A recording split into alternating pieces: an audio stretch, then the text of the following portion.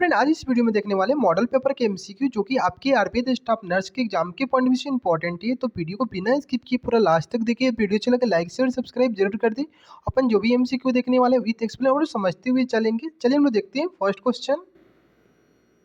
तो first question है कि अगस्त्य हरितकी निम्न में से किस रोग में प्रयुक्त होती है, यानी किस रोग में प्रयोग किया जाता है अगस्त्य हरितकी के। ऑप्शन ए कास, ऑप्शन बी श्वास, ऑप्शन सी हिक्का, ऑप्शन डी उपरोक्त में से सभी। तो जल्दी से बताइए अगस्त्य हरितकी निम्न में से किस रोग, इसका रोग अधिकारी क्या होता है। तो इसका आंसर क्या होगा, आपको डी होगा, यानी उपरोक्त में सभी। तो ये आपको याद रखनी है जो अगस्त्य हरितकी ये, इसके अलावा आपको क्षय और विषम ज्वर, विषम ज्वर, ओके, इनमें भी इसका क्या होता है प्रयोग किया जाता है। लेकिन इसको क्रम से आपको याद रखनी है कि सबसे पहले काश, सेकेंड में क्षय, थर्ड में आपको श्वास, फोर्थ में हिक्का और फिफ्थ में आपको विषम ज्वर। एक क्रम में याद रखना, क्योंकि अगर मान लो कि आपको इस चारों ऑप्शन दे दे, इसमें से कोई एक छोड़ के चारों ऑप्शन दे दे, तो सबसे आपको प्रेफरेंस किसको देनी है, काश को देनी है। सेकंड में किस रोग, इसका रोग अधिकार किसे देनी है, क्षय देनी है, इनमें प्रयोग किया जाता है। उसके बाद थर्ड में आपको श्वास रोग में अगस्त्य हरित के प्रयोग किया जाता है। अगर ऐसा मगर आपको बता रहे इसलिए बता रहे हैं कि क्रम से आपको याद रखनी है। अगस्त्य हरित का वर्णन आपको चरक चिकित्सा स्थान, चरक चिकित्सा स्थान के 18वें नंबर अध्याय के आपको 61 नंबर श्लोक में ये बताया गया है। ओके, चलिए नेक्स्ट क्वेश्चन अपन देखते हैं। नेक्स्ट क्वेश्चन है कि शिशु भेषज किसके कहा गया है। ऑप्शन ए बिडंग, ऑप्शन बी अतिविषा, ऑप्शन सी गिलवाय, ऑप्शन डी भलातक। तो जल्दी से बताइए शिशु भेषज किसको कहा जाता है। तो इसका आंसर क्या होगा, आपको बी, यानी अतिविषा को कहते हैं शिशु भेषज। ये क्या है, अतिविषा के ये क्या है, पर्याय है।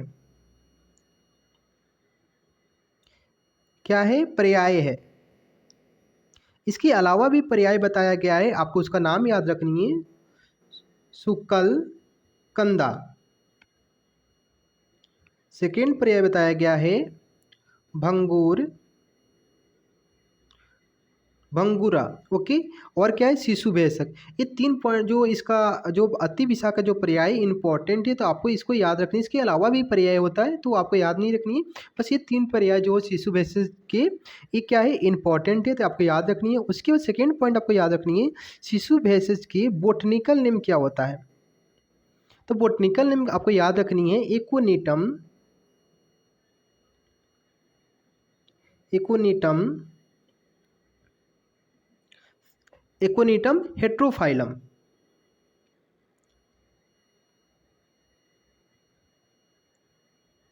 हेट्रोफाइलम, ओके। क्या होता है इसका बोटनिकल नेम, आपको इक्वोनिटम हेट्रोफाइलम होता है। और किस फैमिली के अंतर्गत इसको रखा गया है, तो रेनुकुलेसी फैमिली आपको याद रखनी है। कौन सा फैमिली, रेनुकुलेसी,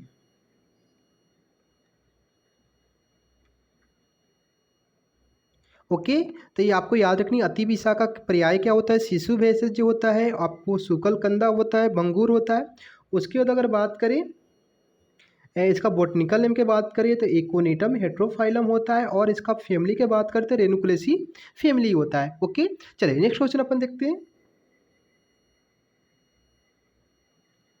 नेक्स्ट क्वेश्चन है कि प्रसव के बाद होने वाली आईयूडी, आईयूडी मतलब intra uterine device, okay. Option A hormonal IUD, option B copper T, option C gel IUD, option D pills, okay. तो प्रसव के बाद आईयूडी होता है। तो देखिए कि इसका अगर आंसर की बात करें तो आपको आंसर ए भी होगा और आंसर बी भी होगा, ओके। ऑप्शन नंबर ए और ऑप्शन नंबर बी, इसका दोनों आंसर जाएगा।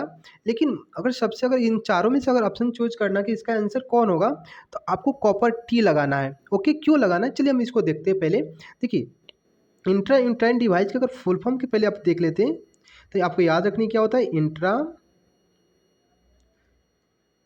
Uterine, intra uterine device, okay. इसका फुल फॉर्म होता है। इसका क्लासिफिकेशन की बात करें, ये दो पार्ट में क्लासिफिकेशन होता है, non medicated non medicated, okay, और सेकेंड होता है आपको मेडिकेटेड, ओके। तो नॉन मेडिकेटेड के एग्जांपल आपको याद रखनी है, क्या होता है आपको, लाइपेज लूप,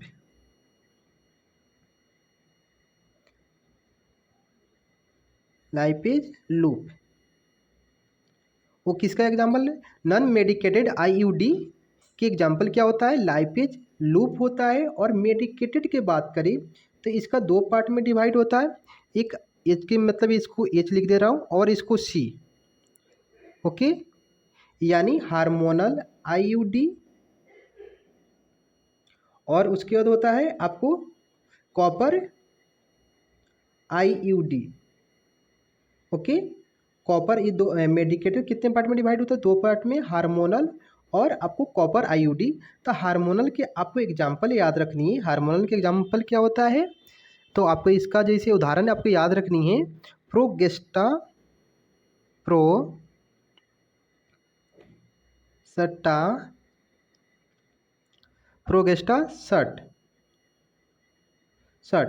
उसका सेकेंड एग्जांपल याद रखनी है, LNG20, एक किसका है, एक दोनों जो है ये आपको हार्मोनल ए आईयूडी के एग्जांपल है। और कॉपर टी के बात करें तो इसका एग्जांपल आपको याद रखनी है, यानी कॉपर आईयूडी की बात करें तो इसका एग्जांपल आपको याद रखनी है कॉपर टी का, कि आपको कॉपर टी पहले, उसके बाद सेकेंड आपको याद रखनी है कॉपर 7, उसके बाद इसका एग्जांपल याद रखनी है मल्टी लोड मल्टी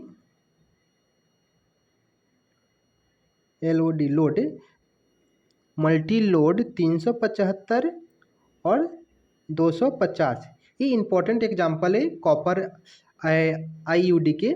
तो copper T, copper 7, multi load आपको 375 और 250, ये क्या है कॉपर। हार्मोनल क्या है, प्रोगेस्टा सर्टेन, उसका LNG20 कॉपर टी का। और नॉन मेडिकेटेड की बात करें तो लाइपेज लूप होता है, ओके। तो देखिए अगर इन चारों की अगर बात करें कि इन दोनों में से इसका आंसर कौन जाएगा, तो कॉपर टी जाएगा। क्यों जाएगा, कि सबसे ज़्यादा मोर इफेक्टिव होता है, मोर इफेक्टिव होता है इसकी कंपेरिजन में आपको हार्मोनल के, ओके।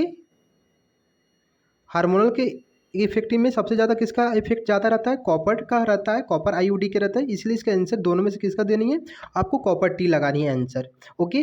लेकिन आप दोनों में, ओके, इन दोनों की बात करें तो क्योंकि ये जो हार्मोनल होता है 1000 इसका इफेक्टिव पीरियड होता है और 1 ईयर होता है, जबकि कॉपर टी का इफेक्टिव पीरियड कितना होता है, 3 ईयर होता है, ओके। इसलिए इसका आंसर जाएगा कॉपर टी। आई होप का आपको समझ में आ गया होगा। चलिए नेक्स्ट क्वेश्चन अपन देखते हैं। नेक्स्ट क्वेश्चन की बात करें कि त्रिजात निम्न में से कौन सा द्रव्य है, ऑप्शन ए मुश्तक, ऑप्शन बी चित्रक, ऑप्शन सी एलार, ऑप्शन डी बिडंग। तो त्रिजात में, यानी त्रिजात में सीधे समझ में आ रहा है कि त्रि मतलब तीन, तीन द्रव्य आते होंगे, जिसमें से एक द्रव्य इसमें से दिया होगा, तो कौन सा, जल्दी से बताइए त्रिजात में कौन सा आता है। तो इसका आंसर क्या होगा, आपको सी यानी एला होगा, ओके। और एला को हम क्या बोलते हैं, इलायची बोलते हैं, याद रखनी, क्या बोलते हैं, इलायची,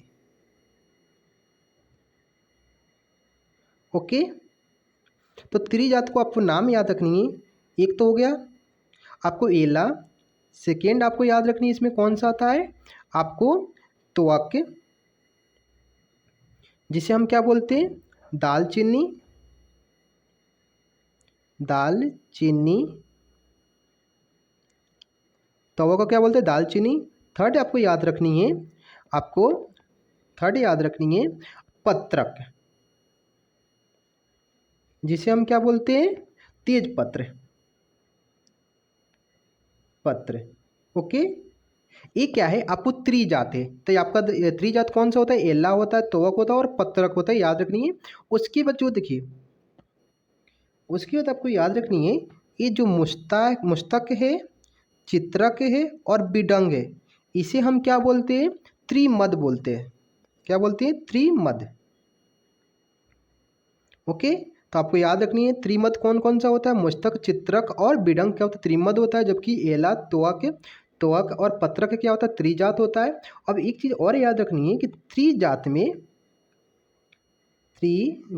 में हम क्या ऐड कर दें, सिर्फ हम नाग केसर ऐड कर दें, नाग केसर, ओके, नाग केसर ऐड कर दे तो कितने द्रव्य हो गए, 4 द्रव्य हो गए।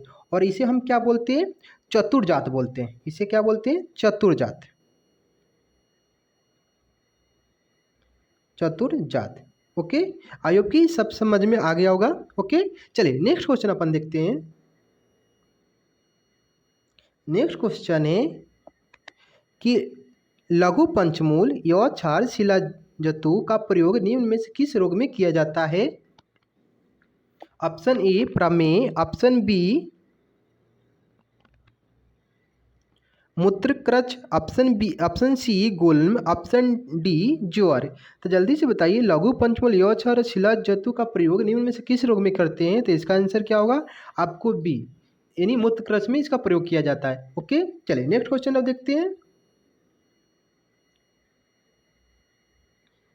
नेक्स्ट क्वेश्चन है कि अमृत घृत का प्रयोग होता है। ऑप्शन ए पांडु, ऑप्शन बी कृमि, ऑप्शन सी बीज, ऑप्शन डी उपरोक्त में सभी। तो अमृत घृत का प्रयोग किस रोग में किया जाता है। अमृत का वर्णन आपको याद रखनी है, चरक चिकित्सा 23 नंबर अध्याय के 239 में इसको वर्णन किया गया है अमृत घृत का, अमृत घृत का। तो इसमें इसका रोग अधिकार क्या होगा, इस किस रोग में प्रयोग करते हैं, तो इसका आंसर बताइए। तो इसका आंसर क्या होगा, आपको डी होगा, यानी उपरोक्त में से सभी होगा। ओके, यानी पांडु, क्रमी, बीस। इसके अलावा आपको नाम याद रखनी और जैसे दिया गया है उसमें चरक चिकित्सा स्थान के 23वें नंबर श्लोक में बताया गया है कि इसका प्रयोग अमृत घृत का अपस्मार, उन्माद,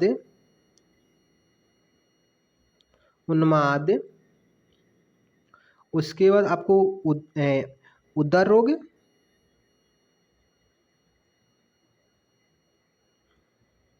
भूत प्रेत का आभास, आवेश, भूत प्रेत, भूत प्रेत का आवेश, उसके बाद बात करें गर्विश,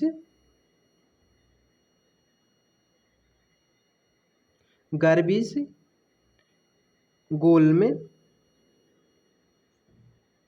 और प्लिया आदि रोग में हम अमृत घृत का प्रयोग करते हैं। ओके, चलिए नेक्स्ट क्वेश्चन देखते हैं। नेक्स्ट क्वेश्चन है कि गोल्ड नागर का प्रयोग होता है। ऑप्शन ए सोथ, ऑप्शन बी अर्स, ऑप्शन सी गुल्म, ऑप्शन डी उपरोक्त में सभी। तो गुड नागर का प्रयोग होता है, तो जल्दी से बताइए किस में प्रयोग करते हैं। तो इसका आंसर क्या होगा, आपको डी यानी उपरोक्त में सभी होगा। अब थोड़ा समझते हैं कि गुड नागर होता क्या है। देखिए मैं यहाँ एक अदरक लिख रहा, अदरक, उसके बाद आपको शुंठी, ओके, और याद रखनी है कि अदरक और शुंठी, तो शुंठी को हम अदरक हम किसको बोलते हैं और शुंठी, देखिए दोनों को सेम ही है, लेकिन और चीज़ आपको याद रखनी है, शुंठी को हम क्या बोलते हैं, सोठ भी बोलते हैं और इसे गुड़ भी बोलते हैं। ओके, देखिए अदरक किसको बोलते हैं, जो गीला हुआ होता है, जो अभी ताज़ा जो होता है, जो जड़ में से मगर जो मिट्टी में से निकलता है, उसे हम क्या बोलते हैं, अदरक बोलते हैं। जब उसको सुखा देते हैं धूप में, तब उसे क्या बोलते हैं, शुंठी बोलती है, सोठ बोलती है, या उसे हम गुड़ बोलते हैं। ओके, गुड़ बोलते हैं। तो ये आपको याद रखनी है, जो अदरक जो ज़मीन से निकलता है उसे हम क्या बोलते हैं, उसे क्या बोलते हैं, अदरक बोलते हैं। और जो जो सुखा दे, जब अदरक को सुखा देते हैं धूप में, तो शुंठी, सोठ और गुड़ कहते हैं। और उसके बाद आपको याद रखनी है, इसका पर्याय याद रखनी है इन सभी का। ओके, पर्याय सबके लिए सेम है। तो पर्याय इसका याद रखनी है कि पर्याय क्या होता है। अदरक के चाहे पूछे, चाहे शुंठी पूछे, या सोंठ पूछे, या गुड़ पूछे, इसका पर्याय आपको याद रखनी है। इसका पर्याय बहुत ही इंपॉर्टेंट, बहुत ही सारे एग्जाम में पूछा गया है, तो आपको याद रखनी है इसका पर्याय। सबसे पहले कि महाऔषध, महाऔषध,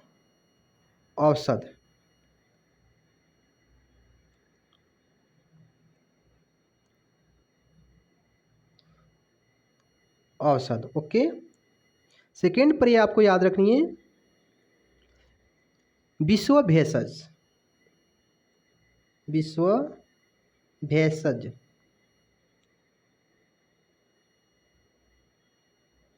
ओके, सेकेंड पर्याय आपको याद रखनी है श्रृंगबेर, श्रृंगबेर। ये क्या है, आपको शुंठी का चाहे अदरक का या सोंठ का, ये इंपॉर्टेंट पर्याय है। महाऔषध, विश्व भेषज और श्रृंगबेर, ये इंपॉर्टेंट पर्याय, आपको ये याद रखनी है इसका पर्याय। उसके बाद बात करते हैं थोड़ा सा कि इसके अलावा भी ये जो गुड़ नागर का प्रयोग जो है अन्य व्याधि में भी किया जाता है। जैसे कि आपको याद रखनी है अन्य व्याधि में इसका इसका उपयोग की बात करें कि और कौन सा रोग में इसका प्रयोग किया जाता है, जैसे शोथ अर्श गुलमित्र करते हैं। इसके अलावा जैसे आपको याद रखनी है उदर रोग में भी करते हैं। उसके बाद बात करें प्रमेह में भी करते हैं, श्वास श्वास रोग में भी करते हैं, जैसे अल्सर में भी करते हैं। ओके, आदि इन सभी रोग में, व्याधियों में हम क्या करते हैं, गुड़ नागर का प्रयोग किया जाता है। ओके, सेकेंड, उसके बाद आपको इसमें और याद रखनी है कि इसका वर्णन, गुड़ नागर का वर्णन कहाँ पे देखने को मिलता है, तो चरक चिकित्सा स्थान के, चरक चिकित्सा स्थान के आपको 12वें अध्याय के आपको 47 और 48 नंबर श्लोक में आपको इसका रोग अधिकार दिया गया है कि कहाँ का किस किस रोग में प्रयोग किया जाता है। तो ये आपको याद रखनी है कहाँ पे इसका गुड़ नागर का वर्णन कहाँ मिलता है, चरक चिकित्सा स्थान के 12वें अध्याय के 47 और 48 नंबर श्लोक में बताया गया है। ओके, चलिए नेक्स्ट क्वेश्चन अपन देखते हैं।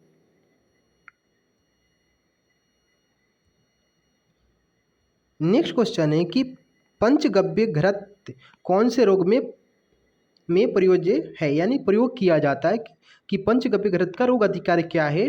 तो ऑप्शन ए गोल्म, ऑप्शन बी उन्माद, ऑप्शन सी प्रमेह, ऑप्शन डी कुष्ठ।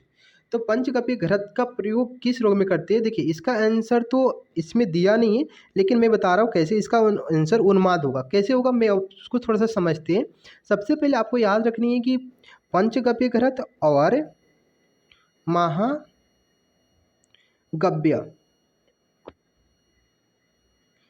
घृत का जो उपयोग है, चाहे प्रयोज्य है, या इसका रोग अधिकार की बात करें, रोग अधिकार की बात करें,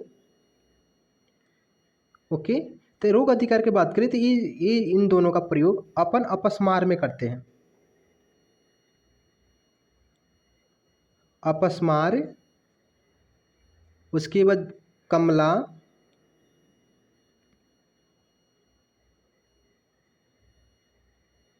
और ज्वर, इन तीनों में आपको पंचगव्य घृत और महागव्य घृत का प्रयोग, रोग अधिकार क्या होता है, अपस्मार होता है, कमला होता है, और ज्वर, ज्वर में बताया गया है। ओके, जो कि अगर चरक चिकित्सा स्थान कहाँ बताए गए, कि चरक चिकित्सा स्थान के 10वें अध्याय के 27वें नंबर श्लोक में बताया गया है। ओके, ये आपको याद रखनी है। सेकेंड देखिए, अब हम बात करते हैं कि उन्माद का रोग अधिकार, नहीं उन्माद रोग किस, मगर इसमें क्या प्रयोग करते हैं उन्माद की अगर बात करें तो इसमें कल्याण घृत बताया गया है।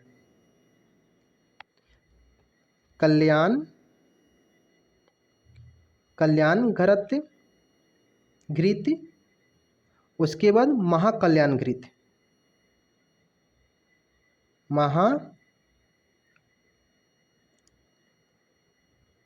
महाकल्याण घृत। ओके। इन उन्माद के जैसे कल्याण घृत और महाकल्याण घृत के रोग अधिकार क्या होता है, किसमें प्रयोग किया जाता है, अपन उन्माद में करते हैं। लेकिन देखिए ऑप्शन अगर चूज करिए क्या है, देखिए अपस्मार भी क्या है, उन्माद और अपस्मार क्या है, एक एक जैसे बात करिए कि मानसिक रोग है। ओके। उन्माद और अपस्मार क्या है, एक मानसिक रोग है। लेकिन आपको यहाँ अपस्मार नहीं दिया, तो हम किस, देखिए अपस्मार तो यहाँ दिया नहीं है पंचघ्रत का, आपको किस रोग में प्रयोग करते हैं, तो अपस्मार तो यहाँ दिया नहीं है, यहाँ उन्माद दिया है। और उन्माद क्या है, एक मानसिक रोग है, उसके अनुसार इसका आंसर क्या जाएगा, आपको उन्माद जाएगा। ओके। आपको ये भी समझ में आ गया होगा। लेकिन हमें जो इससे पहले बताया हूँ कि पंचगव्य घृत और महागव्य घृत का रोग अधिकार क्या होता है, अपस्मार होता है और कमला और ज्वर में प्रयोग किया जाता है। जबकि उन्माद में कौन सा द्रव्य का प्रयोग करते हैं, कल्याण घृत और महाकल्याण घृत का प्रयोग करते हैं। ओके। लेकिन यहाँ पे ऑप्शन कुछ अलग दे दिया है। तो देखिए अपस्मार भी, अरे उन्माद भी और अपस्मार भी क्या होता है, एक मानसिक रोग है, और उसके अनुसार हम क्या, इसका आंसर जाएगा उन्माद जाएगा। ओके। आई होप कि आपको समझ में आ गया होगा। चलिए नेक्स्ट क्वेश्चन अपन देखते हैं।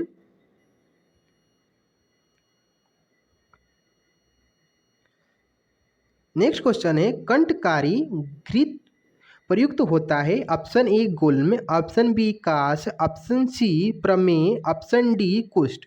तो कंठकारी घृत का प्रयोग किस रोग अधिकार क्या होता है, तो इसका रोग अधिकार होता है आपको कास, यानी कास रोग में प्रयोग करते कंठकारी घृत का प्रयोग क्या होता है, इसका रोग अधिकार क्या होता है, कास होता है। और इसके अलावा आपको याद रखनी, अग्नि का दीपन करता है, किसका करता है, अग्नि के, अग्नि का दीपन करता है। ओके। इन दोनों में हम क्या करते हैं, अग्नि को दीपन कराने के लिए, और काश किसी को कफ हो गया है उसमें हम क्या करते हैं, आपको कंठकारी घृत का प्रयोग किया जाता है। और इसका जैसे कंठकारी घृत का वर्णन, इसका अगर रेफरेंस की बात करें तो ये भी आपको चरक चिकित्सा स्थान, चरक चिकित्सा स्थान के 18वें अध्याय के 35 नंबर श्लोक में बताया गया है। ओके। रेफरेंस इसलिए बता रहा आपको कि आपको ऐसे लगता है कि गलत हो सकता है ओके, अगर गलत आपको लगता है कि चाहे आप कुछ और जानते हैं इसके बारे में, तो आप ये चरक संहिता की आप रेफरेंस में वहाँ पे देख सकते हैं कि इसका आंसर ऐसा क्यों बता रहे हैं मैं। ओके। इसलिए रेफरेंस में आपको बताते हुए चल रहा हूँ, जिससे आपको क्वेश्चन मगर जैसे कि गलत ना हो। चलिए नेक्स्ट क्वेश्चन अपन देखते हैं।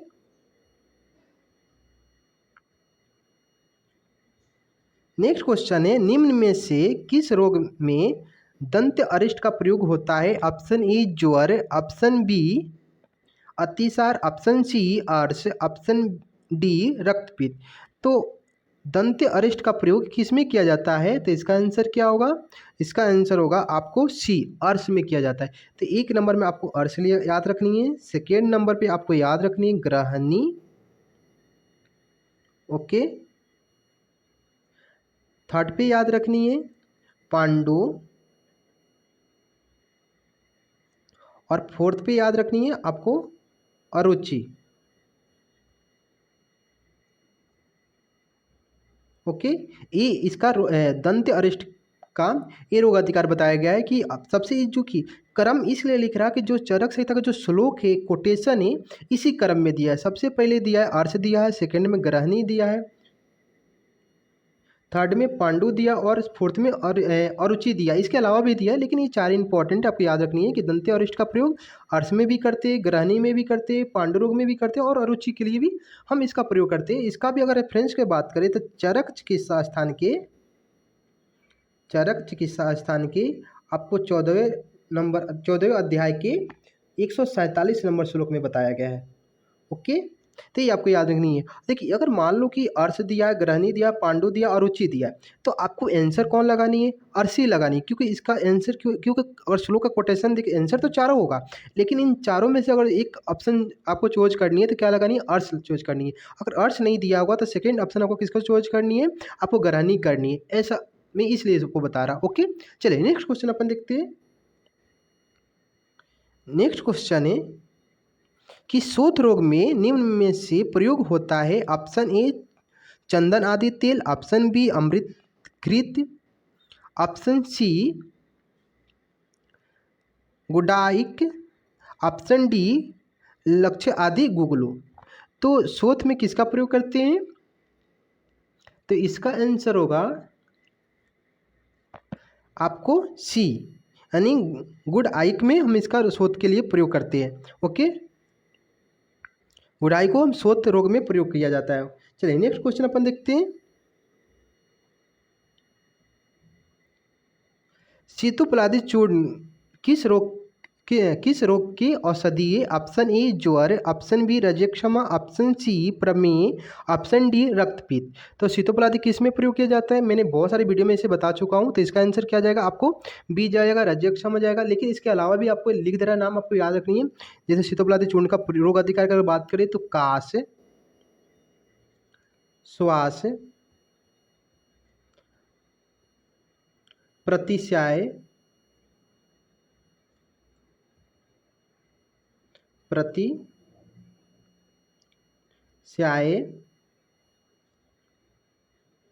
उसके पार्श्वशूल,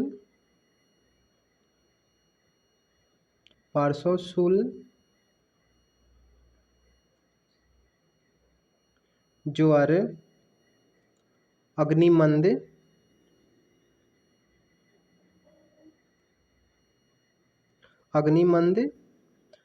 अरुचि आदि में हम क्या करते हैं? सीतोपलादी चूर्ण की इन सभी रोगों में हम प्रयोग किया जाता है। ओके, देखिए इन सभी ऑप्शन में से किसको दिया है? रजक्षमा दिया है। ओके, तो इसलिए इसका आंसर क्या जाएगा? रजक्षमा जाएगा। रजक्षमा का श्वास, प्रतिशय, पार्श्वशूल, ज्वर, अग्निमंद और रुचि आदि में इसका सीतोपलादी चूर्ण का प्रयोग किया जाता है। चलिए नेक्स्ट क्वेश्चन अपन देखते हैं। नेक्स्ट क्वेश्चन है कि महाअभया अरिष्ट किस रोग का प्रयुक्त है? किस रोग में प्रयुक्त होता है यानी प्रयोग किया जाता है? ऑप्शन ए ज्वर, ऑप्शन बी प्रमेह, ऑप्शन सी हलीमक, ऑप्शन डी कुष्ठ। तो किस में प्रयोग किया जाता है? तो इसका आंसर क्या आ जाएगा? आपको बी यानी प्रमेह में हम महाअभया अरिष्ट का प्रयोग किया जाता है। ओके, मगर प्रमेह रोग में महाअभया अरिष्ट का के प्रयोग किया जाता है। चलिए नेक्स्ट क्वेश्चन देखते हैं। नेक्स्ट क्वेश्चन है कि वृश्चक दंशवत लक्षण है। ऑप्शन ए पक्षाघात, ऑप्शन बी आमवात, ऑप्शन सी गृदंशी, ऑप्शन डी संधिवात। तो इसका आंसर क्या है? किसका लक्षण है? वृश्चक दंतवत, ये आमवात के लक्षण होता है। चलिए नेक्स्ट क्वेश्चन अपन देखते हैं। नेक्स्ट क्वेश्चन की बात करें कि सुन अक्षी कोट लक्षण है। ऑप्शन ए पांडु, ऑप्शन बी ज्वर, ऑप्शन सी गुल्म, ऑप्शन डी कुष्ठ। तो सुन अक्षी कुट किसका लक्षण है? तो इसका आंसर क्या होगा? आपको ए यानी पांडु रोग के लक्षण होता है। सुन अक्षी कुट किसका लक्षण होता है? पांडु रोग का लक्षण होता है। चलिए नेक्स्ट क्वेश्चन देखते हैं। नेक्स्ट क्वेश्चन है न अभया सम तत्व किस रोग का लक्षण है? ऑप्शन ए प्रमेह, ऑप्शन बी पांडु, ऑप्शन सी ज्वर, ऑप्शन डी उन्माद। तो किसका लक्षण है? न अभया सम तत्व किस रोग का लक्षण है? तो इसका आंसर क्या होगा? आपको बी भी क्या होता है? पांडु रोग के लक्षण होता है। चलिए नेक्स्ट क्वेश्चन देखते हैं। नेक्स्ट क्वेश्चन है कि रक्त स्कंद रक्त में कितने तत्व की कमी से नहीं होती है? रक्त स्कंद रक्त में किन तत्वों की कमी से नहीं होती है? तो रक्त स्कंद के मतलब पहले समझ लिया। ऑप्शन ए पहले देख लेते हैं, fibrinogen, option B calcium ion, option C thromboplastin, option D potassium. तो देखिए, तो इसका आंसर क्या जाएगा? आपको आंसर की बात करें तो ये इसका आंसर पोटेशियम होगा। वो कैसे हम बताते हैं? ठीक है, रक्त स्कंद क्या होता है? आपको याद रखनी है। ये क्या होता है? ब्लड कोगुलेशन या क्लॉटिंग फैक्टर बोलते हैं इसको। रक्त स्कंद का इंग्लिश में क्या बोलते हैं? Blood coagulation.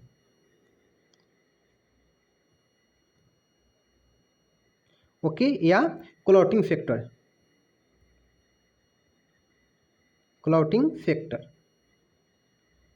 Okay, clotting factor या ब्लड कोगुलेशन क्लॉटिंग फैक्टर कितने होते हैं? तो आपको याद रखनी है, क्लॉटिंग फैक्टर 13 बताया गया है। एमसीक्यू में बहुत बार पूछा जाता है कि क्लॉटिंग फैक्टर कितने होते हैं? तो 13 होते हैं, जिसमें से देखिए इस रक्त स्कंद को क्या बोलते हैं? क्लॉटिंग फैक्टर या ब्लड कोगुलेशन कहते हैं।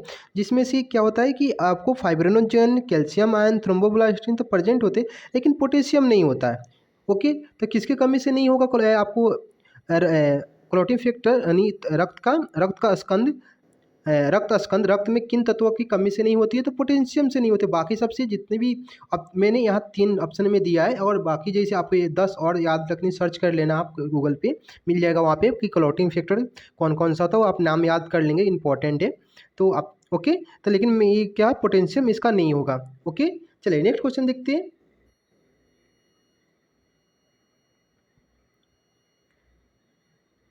पुष्याणु चूर्ण का अनुपात है ऑप्शन ए तंडुल उदक, ऑप्शन बी उष्ण उदक, ऑप्शन सी क्षीर, ऑप्शन डी कृत।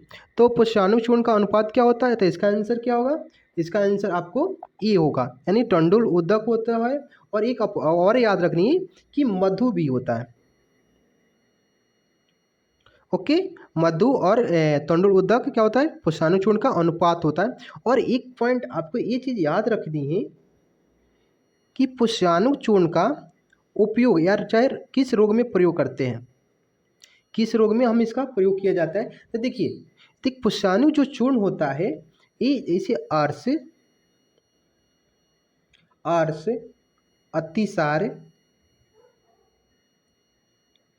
अतिसार, देखिए अर्थ या अतिसार में अगर जैसे कि किसी को ब्लीडिंग हो रही है, यानी जैसे कि बहुत ज़्यादा रक्त का स्राव हो रहा है, रक्त रक्त स्राव हो रहा है, तो उस कंडीशन में पुष्याणु चूर्ण का प्रयोग किया जाता है। ये क्या करता है कि अर्श और अतिसार में क्या होता है? अगर रक्त अधिक मात्रा में स्राव हो रहा है तो उनको क्या करता है? ये रक्त स्राव को क्या करता है? बंद कर देता है। क्या कर देता है? बंद कर देता है, यानी रोक देता है। उसके अलावा अगर बात करें, योनि दोष में भी इसका प्रयोग किया जाता है। योनि योनि दोष में भी प्रयोग किया जाता है। या जैसे कि आपको योनि से रिलेटेड कोई भी रोग हो, जैसे कि आपको जैसे रक्त प्रदर हो, रक्त प्रदर, श्वेत प्रदर, श्वेत प्रदर आदि रोग में हम क्या करते हैं? इसका प्रयोग पुष्याणु चूर्ण का प्रयोग किया जाता है। देखिए पुष्याणु चूर्ण जो होता है ना, अगर किसी भी कंडीशन जैसे योनि रोग से, जैसे आप रक्त का स्राव हो रहा है, चाहे आपको अर्श ज़्यादा अर्श के, जैसे किसी को पाइल्स हो गया, पाइल्स कंडीशन में क्या होता है? किसी की जो कि छोटी आंत होती है, आंत में कोई हेमोरेज हो गया है तो उसमें से ब्लीडिंग हो रही है, अतिसार जिसको अधिक हो रहा है तो उस कंडीशन से ब्लीडिंग हो रही है, तो उनको क्या करता है? पुष्याणु चूर्ण के अगर प्रयोग करने से वो ब्लीडिंग को मगर बंद कर देता है, रोक देता है। ओके, मगर गिरने से ब्लड को रोकने में मदद करता है। ओके, तो ये आपको आई होप कि आपको समझ में आ गया होगा पुष्याणु चूर्ण के किस किस रोग में प्रयोग करते हैं। आर्स हो गया, अतिसार हो गया, योनि से रिलेटेड कोई भी रोग हो गया, आपको रक्त प्रदर हो गया, श्वेत प्रदर आदि रोग में हम इसका पुष्याणु चूर्ण का प्रयोग किया जाता है। ओके, चलिए नेक्स्ट क्वेश्चन अपन देखते हैं।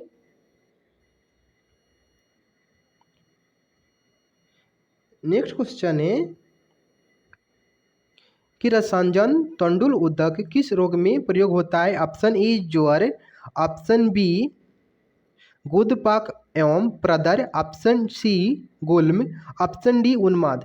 तो जल्दी से बताइए कि ये रसांजन तंडुल उदक किस रोग में प्रयोग किया जाता है? अभी जस्ट मैंने पहले बताया कि इसका अनुपात भी बताया था, तो इसका सीधे आपको पता चल गया होगा कि इसका आंसर क्या होगा? बी होगा, यानी गुद्दा पाक, यानी गुद्दा में कोई भी एब्सिस हो गया, चाहे पस बन गया है तो पस बन गया। प्रदर का मतलब होता है कि डिस्चार्ज, किसी भी कारण से चार्ज, किसी भी कारण से या रक्त स्राव हो या कुछ भी हो रहा है तो उस कंडीशन में इनका प्रयोग भी किया जाता है, जैसे तंडुल उदक का जैसे अनुपात था पुष्याणु चूर्ण का। ओके, इन तो किसका इसका आंसर क्या जाएगा? गुद्दापाक और प्रदर में किसका रसांजन या तंडुल उदक का प्रयोग बताया गया है। ओके, चलिए नेक्स्ट क्वेश्चन देखते हैं।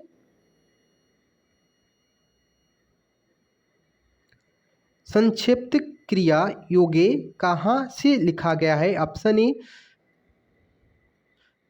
सुश्रुत संहिता निदान स्थान 2, ऑप्शन बी सुश्रुत संहिता उत्तर तंत्र अध्याय 1, ऑप्शन सी चरक चिकित्सा स्थान अध्याय 4, ऑप्शन डी वाग्भट संहिता के सूत्र स्थान के 8वें अध्याय में। ये किस में बताया गया है कि संक्षिप्त क्रिया योग है? तो इसका आंसर क्या जाएगा? आपको बी, यानी सुश्रुत संहिता के उत्तर तंत्र में के पहले अध्याय में संक्षिप्त क्रिया योग की बताया गया है।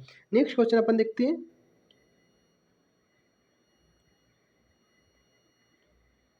नेक्स्ट क्वेश्चन है मोन्टेक्स टेस्ट किस व्याधि के लिए करवाया जाता है? Option A fever, option B typhoid, option C TB, option D allergy.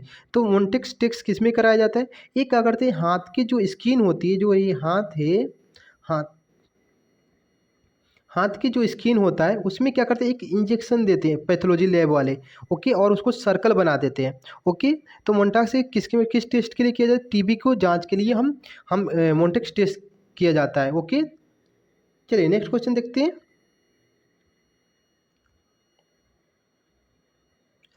MC MC Burney point find in option A colitis, option B appendicitis, option C hepatitis, option D nephritis.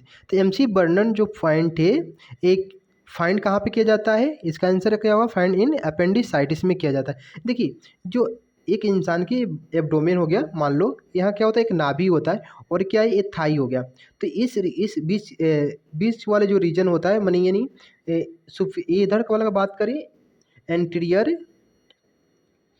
Anterior superior iliac spine से आपको interior superior iliac spine से आपको 1/3 या umbilical से, ये क्या है, umbilical है, नाभि से, यानी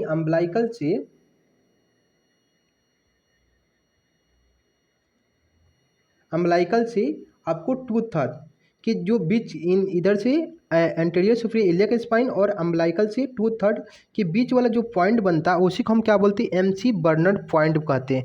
ओके, आइए ये समझ में आ गया होगा कि एमसी बर्नर पॉइंट क्या होता है?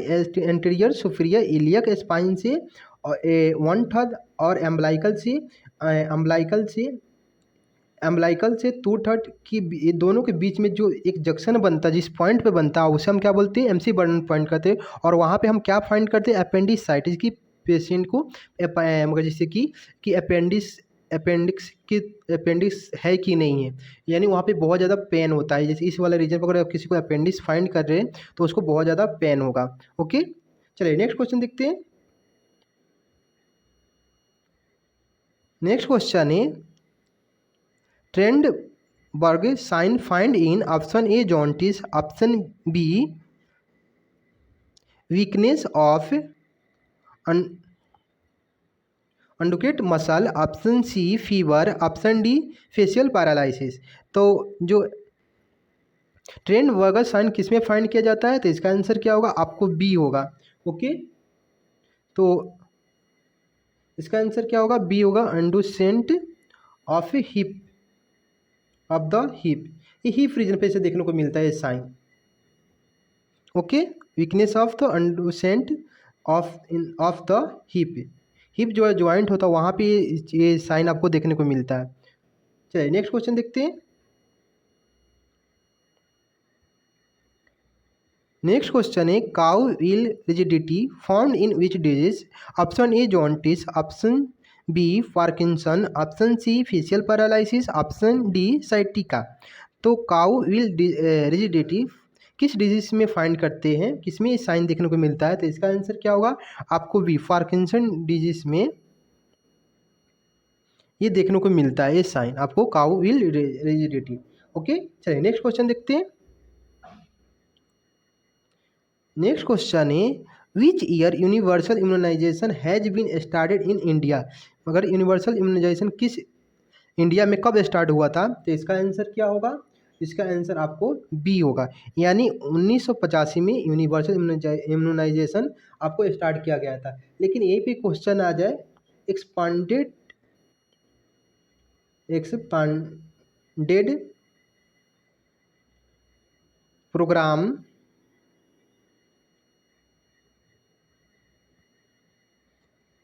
Programme of immunization.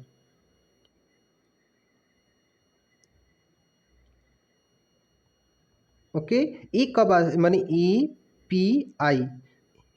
Okay, E कब स्टार्ट हुआ था आपको याद रखनी है। EPI इसको क्या बोलते हैं? EPI इसको स्टार्ट कब हुआ था? 1978 में आपको याद रखनी है। एक्सपांडेड प्रोग्राम ऑफ इम्यूनाइजेशन कब स्टार्ट हुआ था, यानी EPI कब स्टार्ट हुआ था? 1978 में। जबकि टी यानी यूनिवर्सल इम्यूनाइजेशन प्रोग्राम कब स्टार्ट हुआ था? तो 1985 में हुआ था। ओके, चलिए नेक्स्ट क्वेश्चन देखते हैं। नेक्स्ट क्वेश्चन है बेल पेल्सी कौन सी नर्व की विकृति के कारण होती है? Option A third, option B fourth, option C fifth, option D seven. तो बेल पेल्सी किस नर्व के विकृति के कारण होता है? तो सबसे पहले आपको नर्व पता होना चाहिए कितने होते हैं। तो नर्व में जैसे कि बात करें, क्रेनियल नर्व होता है, क्रेनियल नर्व जो कितने होते हैं? 12 पेयर होते हैं। आपको याद रखनी, क्रेनियल नर्व कितने होते हैं? 12 पेयर होते हैं। और स्पाइनल नर्व की अगर बात करें, कितने होते हैं? 31 पेयर होता है। ओके, तो जो क्रेनियल नर्व के जो 7वें नंबर, इसका आंसर क्या होगा? डी होगा। यानी सेवन्थ नर्व जो होता है, सेवन्थ नंबर के जो क्रेनियल नर्व होता है, उसके क्या होता है, उसमें मगर जैसे कि कुछ ऑब्स्ट्रक्शन आ जाता है, जैसे कोई प्रॉब्लम आ जाती है, जिसके कारण आपको बेल पेल्सी साइन देखने को मिलता है। ओके, तो ये भी आपको समझ में आ गया होगा। तो ऐसे बहुत सारे क्वेश्चन बताए, क्रेनियल नर्व कितने पेयर होते हैं? तो 12 पेयर होते हैं। और स्पाइनल नर्व कितने पेयर होते हैं? तो 31 पेयर होते हैं, याद रखनी है। और जैसे बेली प्लेक्सिस किस नर्व के डैमेज कारण आपको ये चीज़ देखने को मिलता है? जो सेवन्थ नंबर जो नर्व होता है, ये क्या होता है? डैमेज हो जाता है। क्या हो जाता है? डैमेज हो जाता है, जिसके कारण आपको बेल पेल्सी साइन आपको मगर ये देखने को मिलता है। ओके, रोगचाई देखने को मिलता है। चलिए नेक्स्ट क्वेश्चन अपन देखते हैं। नेक्स्ट क्वेश्चन है investigation method of ectopic pregnancy is option A CBT, option B CT, option C USG, option D X-ray. तो देखिए जो एक्टो प्रेगनेंसी होता है किसमें अपन को देखने को मिलता है, मगर किस इन्वेस्टिगेशन से पता कर सकते हैं? तो इसका आंसर क्या होगा? इसका आंसर होगा आपको सी, यानी USG से हम पता कर सकते हैं। ओके, चलिए नेक्स्ट क्वेश्चन देखते हैं। नेक्स्ट क्वेश्चन है कि 1 दिसंबर को निम्न में से कौन सा दिन आता है? Option A labour day, option B AIDS day, option C hepatitis day, option D doctor day. तो 1 दिसंबर को कौन सा दिन मनाया जाता है? तो इसका आंसर क्या होगा? आपको बी होगा, यानी एड्स डे को हम 1 दिसंबर को मनाते हैं। ओके,